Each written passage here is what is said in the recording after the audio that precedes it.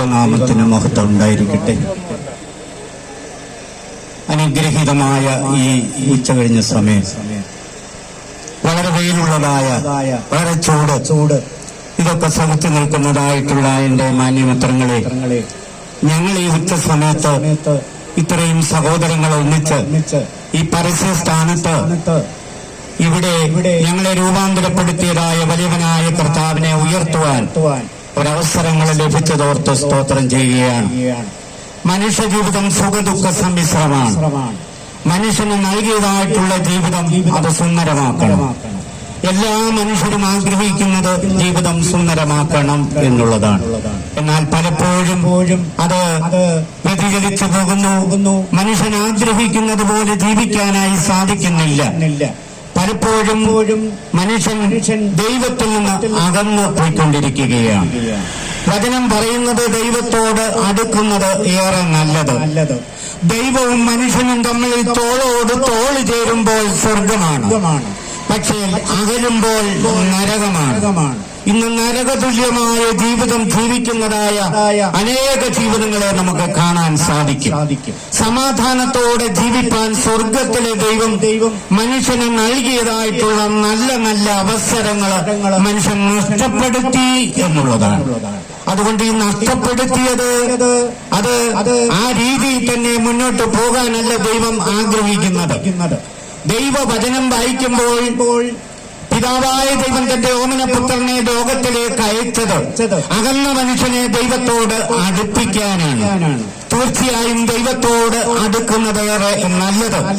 തീർച്ചയായും ഒരു കാലത്ത് ദൈവമില്ലാത്തവരായി, മദ്യപാനികളായി, കുടുംബ ബന്ധങ്ങൾ താറുമാറാക്കിയതായിട്ടുള്ള കുറച്ച് ജീവിതങ്ങൾ ഇന്ന് നസറനായ യേശുവിന്റെ അധികാരമുള്ള നാമത്തിൽ യേശുവിനെ ഉയർത്തുവാൻ, സുവിശേഷത്തിന്റെ അതിശക്തമായിട്ടുള്ള ദൂതുകൾ അറിയിപ്പാൻ ചിലരെ ദൈവം വേർതിരിച്ചിരിക്കുകയാണ്.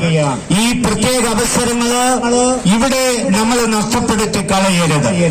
ഇങ്ങനെ ഒരു പാട്ട് പാടുന്നു: ജീവിതം ഒന്നേയുള്ളൂ, അത് വെറുതെ പാഴാക്കിടല്ലേ.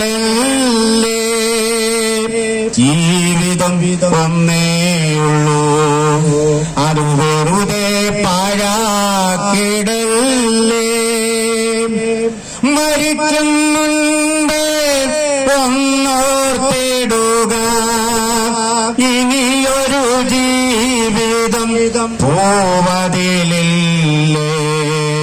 മരിക്കും മുൻപേ ഒന്നോർത്തിടുക, ഇനിയൊരു ജീവിതം പോവതിലില്ലേ. അതുകൊണ്ട് ജീവിതം ഒന്നേയുള്ളൂ, ജീവിതം ഒന്നേയുള്ളൂ. ദൈവവചനം പറയുന്നത് മാനത്തോടെ ഇരിക്കുന്ന മനുഷ്യൻ വിവേകഹീനനായാൽ അവൻ നശിച്ചു പോകുന്ന മൃഗങ്ങൾക്ക് തുല്യനത്രേ.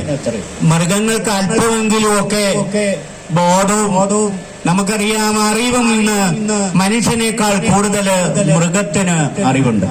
ഞാൻ ഗുജറാത്തിൽ വളരെ തിരക്കേറിയതായ ഒരു സ്ഥലത്തൂടെ യാത്ര ചെയ്യുമ്പോൾ എന്നെ ഒരു ബഹുമാനപ്പെട്ട അച്ഛൻ സ്കൂട്ടറിന്റെ പുറകിലിരുത്തി ഇങ്ങനെ പോകുകയാണ്. അച്ഛൻ ഹോണടിക്കുന്നുണ്ട്, പക്ഷെ മനുഷ്യൻ മാറുന്നില്ല. പക്ഷെ ഹോണടി കേട്ട് മൃഗം മാറുന്നു. മൃഗങ്ങൾ രണ്ട് സൈഡിലേക്ക് മാറിത്തരുന്നുണ്ട്, വഴി ഒരുക്കുന്നുണ്ട്. പക്ഷേ മനുഷ്യൻ എത്ര ഹോണടിച്ചാലും മാറുന്നില്ല. മനുഷ്യനായി തീരേണ്ടതായിട്ടുള്ള ഒരു അവസരമാണ് ഇന്ന് മനുഷ്യൻ നഷ്ടപ്പെടുത്തിക്കൊണ്ടിരിക്കുകയാണ്. അതുകൊണ്ടാണ് ഞാൻ ഈ വായിച്ച വേദഭാഗം, മാനത്തോടെ ഇരിക്കുന്ന മനുഷ്യൻ വിവേകഹീനനായാൽ അവൻ നശിച്ചു പോകുന്ന മൃഗങ്ങൾക്ക് തുല്യനത്രേ. ചെറുതായി ആരംഭിക്കുന്നതായ പാപം അത് വലുതായ ഒരു വിനയ മാറിക്കൊണ്ടിരിക്കുന്നതായ ഒരു കാലഘട്ടമാണ്. അപ്പനമ്മമാരെ അനുസരിക്കാത്തതായിട്ടുള്ള ജനം, കുഞ്ഞുങ്ങൾ മാതാപിതാക്കളെ അനുസരിക്കുന്നില്ല. ഇന്ന് വെട്ടിക്കൂത്തി ആകെ ഒരു വല്ലാത്ത കാലഘട്ടം.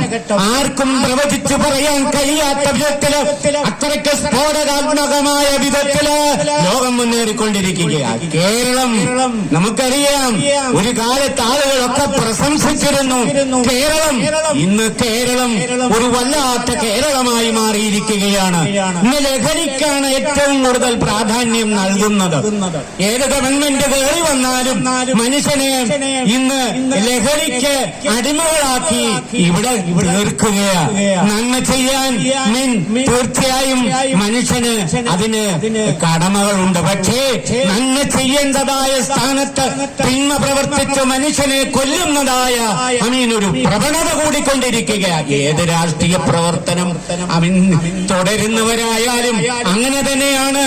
ചെറുതായി ആരംഭിക്കുന്നു, പക്ഷേ വലിയൊരു വിനയായി മാറിക്കൊണ്ടിരിക്കുകയാണ്. ലോകത്തിന്റെ ഗതി ആർക്കും പ്രവചിച്ചു പറയാൻ കഴിയത്തില്ല. ആദ്യകാലഘട്ടങ്ങളിൽ ഉണ്ടായിരുന്നതായ പ്രാർത്ഥന കുറഞ്ഞുപോയി, ഒന്നിച്ചുള്ള സ്നേഹബന്ധങ്ങൾ കുറഞ്ഞുപോയി. മുൻപ് കൂട്ടുകുടുംബമായിരുന്നു, കൂട്ടുകുടുംബം. ഇന്ന് കൂട്ടുകുടുംബമില്ല.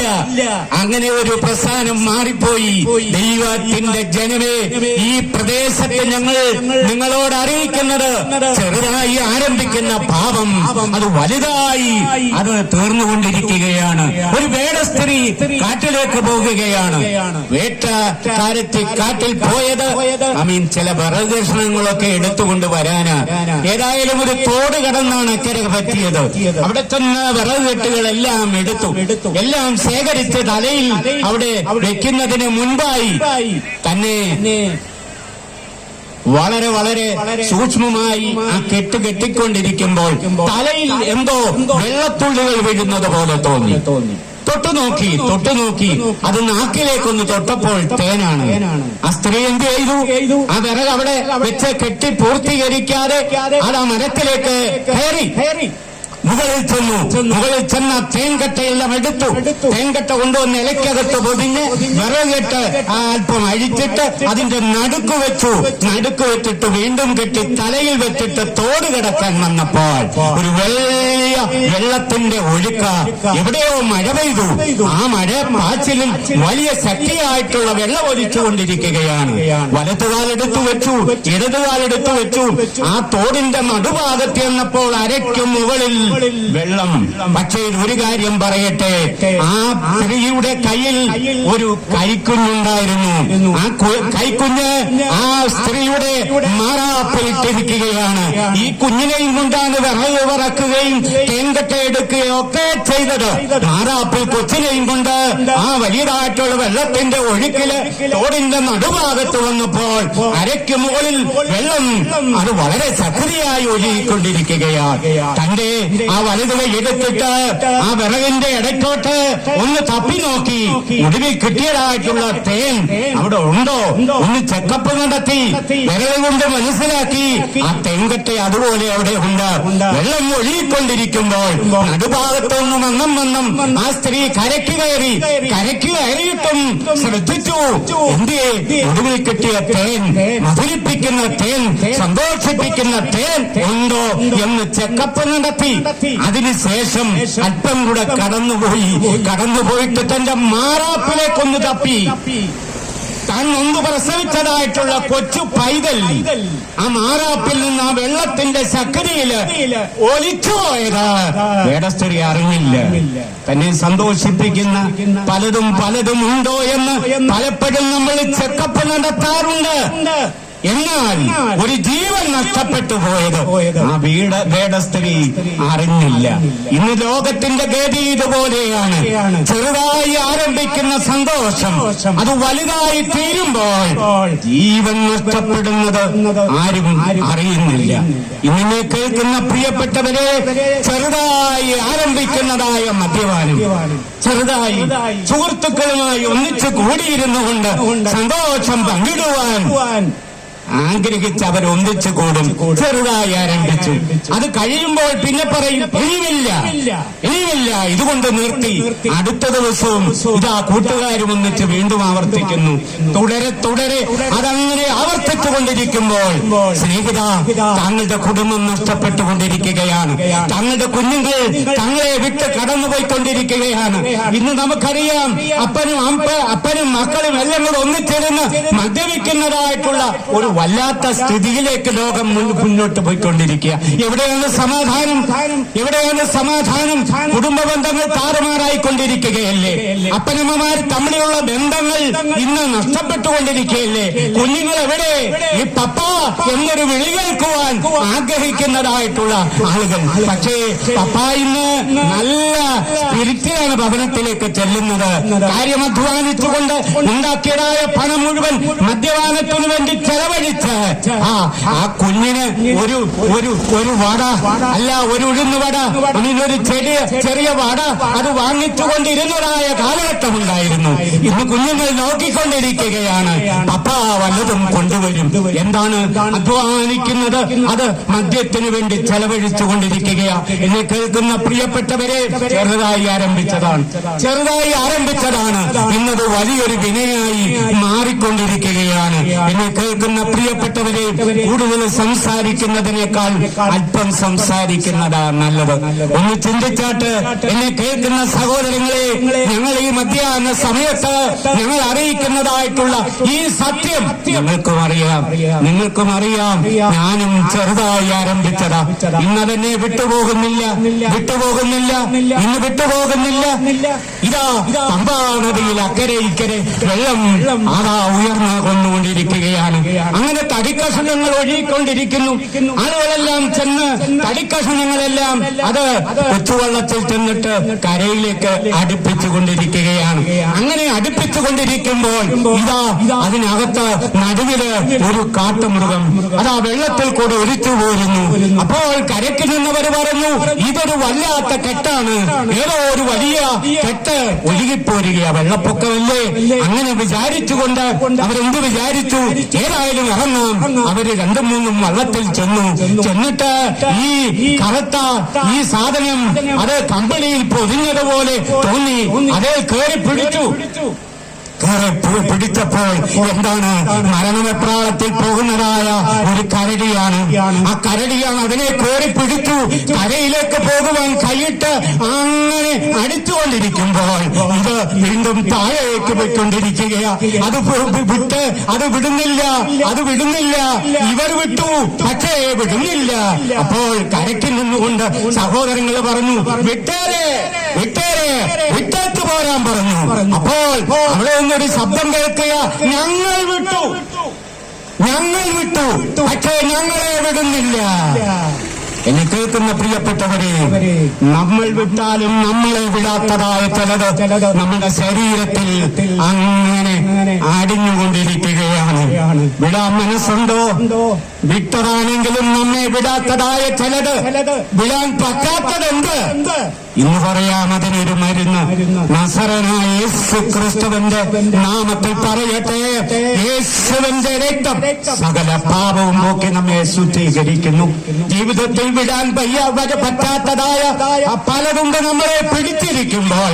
അതിൽ നിന്നും മോചനം കിട്ടണമെങ്കിൽ ഈ ഉച്ച കഴിഞ്ഞ സമയത്ത് ഒറ്റ വാക്ക് പറഞ്ഞവസാനിപ്പിക്കുക. നമുക്ക് നസറേനായ യേശുവിന്റെ കരങ്ങളിൽ ഏൽപ്പിച്ചു കൊടുക്കാം. രൂപാന്തരപ്പെടുത്തുന്ന വലിയവനായ ദൈവം ഇന്നും അനേക ജീവിതങ്ങളെ രൂപാന്തരപ്പെടുത്തിക്കൊണ്ടിരിക്കുകയാണ്. പാവപ്പെട്ടവരെ ചാട്ടവാറാൽ വേട്ടയാടുന്ന മതക്കൂട്ടങ്ങൾ കാട്ടിക്കൂട്ടുന്ന കാട്ടായങ്ങളുടെ വേലിക്കെട്ടുകളെ പൊട്ടിച്ചെറിഞ്ഞുകൊണ്ട് സുവിശേഷത്തിന്റെ മഹനീയമായ ധ്വനി ദേശമൊക്കെ പ്രകമ്പനം കൊള്ളിച്ചുകൊണ്ടിരിക്കുകയാണ്. കർത്തൃജീവിതങ്ങളുടെ കമനീയമായ കരങ്ങൾക്ക് കാരിരുമ്പിന്റെ ചങ്ങലയുടെ കപടമതപേക്ഷധാരികളെ ഞെട്ടിച്ചുകൊണ്ട് കാലത്തിന്റെ കാർമേക ബദലങ്ങൾ മാറ്റി കാൽവഴിയുടെ കൊലക്കളത്തിൽ അമീനതാ കൽപ്പടവുകൾ ചവിട്ടിക്കയറിയ കരുണാമനായ യേശുവിന്റെ പാദാഭുജങ്ങളില് ഇന്ന് പകൽക്കാലം നീ ഏൽപ്പിച്ചു കൊടുക്കുമ്പോൾ നിന്റെ ജീവിതയാത്രയിൽ നിനക്ക് വിടാൻ പറ്റാത്തതായ ചിലത് കാണാം. എന്നാൽ അതൊക്കെ അങ്ങനെ ശരീരത്തിൽ മുറുകെ പറ്റിയിരിക്കുന്നതായിട്ടുള്ള ആ പാപത്തിൽ നിന്ന് മോചനം കിട്ടുവാൻ വലിയവനായ കർത്താവിന്റെ കരങ്ങളിൽ ഏൽപ്പിച്ചു കൊടുക്കാം. ഈ സായാഹ്ന സമയം നമുക്കറിയാം, ഉച്ച കഴിഞ്ഞ് അല്പം കൂടെ ചിലപ്പോൾ ചൂട് വർദ്ധിച്ചു അടുത്തുനിന്ന് വരാം. ഇനി ഈ ചൂട് വർദ്ധിച്ചുകൊണ്ടിരിക്കുകയാ. കുറയുകയല്ല. ഈ കാലഘട്ടം മനസ്സിലാക്കി നമ്മുടെ ജീവിതത്തിൽ നമ്മെ തെറ്റിക്കുന്നതായ ചെറുതായിട്ടുള്ളത് അത് നേരത്തെ ഉപേക്ഷിച്ച് വലിയവനായ കർത്താവിന്റെ കരങ്ങളിൽ ഏൽപ്പിച്ചു കൊടുത്ത് സുന്ദരമായ ഒരു ജീവിതം ജീവിപ്പാൻ ഇടയായി തീരട്ടെ എന്ന് പ്രാർത്ഥിച്ചുകൊണ്ട് വാക്കുകൾ അവസാനിപ്പിക്കുകയാണ്. ഏത് മനുഷ്യനെയും രൂപാന്തരപ്പെടുത്തുന്ന ദൈവത്തിന്റെ വചനം. ക്രൂശിക്കപ്പെട്ട കർത്താവായ യേശു ക്രിസ്തുവിനെ ഞങ്ങൾ ഉയർത്തുകയാണ്. യേശു ക്രിസ്തു ഇന്നും ജീവിക്കുന്നു. മനുഷ്യ ഹൃദയങ്ങളെ ചലിപ്പിച്ചുകൊണ്ടിരിക്കുകയാണ്. മനുഷ്യ ജീവിതങ്ങൾക്ക് ആത്മീക സന്തോഷം നൽകിക്കൊണ്ടിരിക്കുക, രോഗത്തിൽ നിന്ന് വിടുതൽ നൽകിക്കൊണ്ടിരിക്കുക, നിത്യതയുടെ അവകാശത്തിലേക്ക് ദൈവജനത്തെ അങ്ങനെ കൊണ്ടുപോയിക്കൊണ്ടിരിക്കുന്നതായിട്ടുള്ള നിത്യജീവന്റെ മൊഴി കേട്ടില്ല എന്ന് പറയാൻ ഇടയാകാതെ വണ്ണം കേട്ടത് ശ്രദ്ധയോടെ കൈക്കൊണ്ട് യേശു ക്രിസ്തുവിനെ ഏറ്റെടുത്ത് ഈ മഹത്വകരമായ ക്രിസ്തീയ ജീവിതം ചെയ്യുവാൻ വലിയവനായ കർത്താവ് അതിന് അവസരങ്ങളെ ഒരുക്കട്ടെ എന്ന് പ്രാർത്ഥിച്ചുകൊണ്ട് ഞാൻ എന്റെ വാക്കുകളുടെ അവസാനിപ്പിക്കട്ടെ. കേൾപ്പിച്ച മനോഹരമായിട്ടുള്ള അനുഗ്രഹിക്കപ്പെട്ട വാക്കുകൾക്കായിട്ട് ദൈവത്തെ സ്തുതിക്കുന്നു. മനുഷ്യ ജന്മം നമുക്കറിയാം. ഏത് മനുഷ്യനും ഉറച്ചു നിന്നാലും ഒരു ശ്വാസം അത്രേ. മനുഷ്യരൊക്കെയും വെറും നെള്ളായി നടക്കുന്ന നിശ്ചയം വ്യർത്ഥമായിട്ട് ധനം സമ്പാദിക്കുന്നു, ആരനുഭവിക്കുമെന്ന് അറിയുന്നില്ല. എന്നാൽ ദൈവത്തിൽ പ്രത്യാശയുള്ള ഏവരുമേ ധൈര്യപ്പെട്ടിരിക്കുകയും നിങ്ങളുടെ ഹൃദയം ഉറച്ചിരിക്കട്ടെ എന്ന് പറയാൻ പോകണം. ഈ ലോക ജീവിതയാത്രയിൽ ഒരിക്കൽ ജനിക്കുകയും പിന്നെ മരണവും ദൈവം മനുഷ്യന് കൽപ്പിച്ചിരിക്കുമ്പോൾ അടുത്ത നിമിഷം നമുക്ക് ഉണ്ടോ ഇല്ലയോ എന്ന് നമുക്ക് തിരിച്ചറിയാൻ കഴിയാതിരിക്കുന്ന സ്ഥാനത്ത് ദൈവ സ്നേഹത്താൽ പാപത്തിന്റെ അവസ്ഥയിൽ നിന്ന് വിടുതൽ തന്ന് നിത്യരാജ്യത്തിന് അവകാശികളായി തീരുവാൻ കൊണ്ടാണ് നമ്മളെ ഓരോരുത്തരെയും വിളിച്ചതായുള്ള ദൈവം ഇന്ന് പകൽക്കാലം നമ്മളെ കേൾപ്പിച്ചല്ലോ. ആ ദൈവം നമ്മളെ സ്നേഹിക്കുന്നു. ആ ദൈവം നമ്മുടെ പാപത്തിന്റെ അവസ്ഥയിൽ നിന്ന് നമുക്ക് വിടുതൽ തരുവാൻ കൊണ്ടാണ് സ്വർഗത്തിന്റെ മഹിമ വിട്ട താണലോകത്തിലേക്ക് വന്ന് മനുഷ്യ ജന്മമെടുത്ത് നമുക്ക് വേണ്ടി 33 തിരുവർഷം ഈ ലോകത്തിൽ ജീവിച്ച് മനുഷ്യനായി അതേ കാൽവറി ക്രൂശിന്റെ കൊലത്ത വലത്തിൽ നമുക്ക് വേണ്ടി അവിടെ ക്രൂശിക്കപ്പെട്ട് മരിച്ച് അടക്കപ്പെട്ട് ഉയർത്തെഴുന്നേറ്റ് സ്വർഗാരോഹണം ചെയ്തു നമ്മളെ സ്വീകരിപ്പാനായിട്ട് വീണ്ടും വരുന്നതായിട്ടുള്ള കർത്താവിനെ ഇന്ന് പകൽക്കാലം നമ്മളെ ജീവിതത്തിൽ ഏറ്റെടുക്കുമ്പോൾ നിത്യജീവൻ അവകാശികളായി തീരും. അതിനായിട്ട് ദൈവത്തിന്റെ പരിശുദ്ധാത്മാവ് നമ്മളെല്ലാവരെയും സഹായിക്കുമാറാകട്ടെ. കേൾപ്പിച്ച ദൈവവചനം, ദൈവിക സന്ദേശം, ദൈവികമായുള്ള സ്നേഹത്തിന്റെ വാക്കുകള് നിങ്ങളെല്ലാവരെയും മാടി വിളിക്കുന്നു. തുടർന്ന് അല്പസമയം കൂടെ ദൈവജന സൃഷ്ടിക്കായിട്ട് കർത്താവിന്റെ പ്രിയ മകൻ ജോർജ് ജോസഫത്തിനെ കൂടെ നിങ്ങളുടെ മതിലേക്ക് ഞാൻ ക്ഷണിക്കുന്നു. ദൈവം നിങ്ങളെ അനുഗ്രഹിക്കട്ടെ.